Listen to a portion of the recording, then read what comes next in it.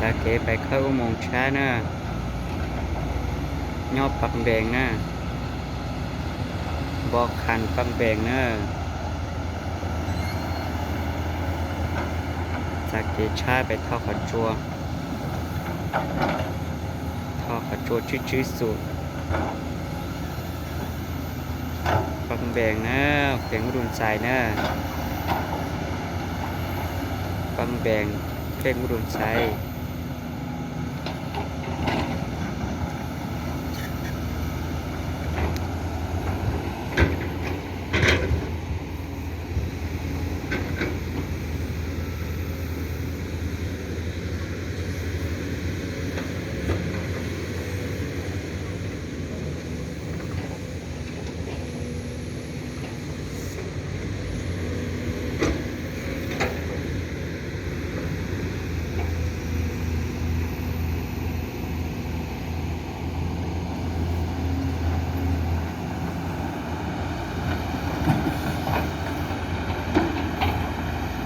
โซมิตะโม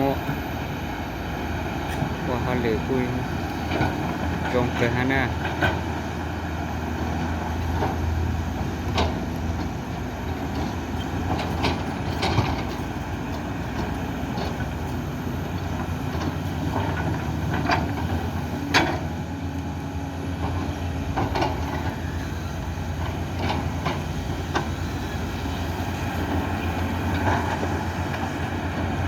ลูกอบหลายลูกหายันเน่งนะ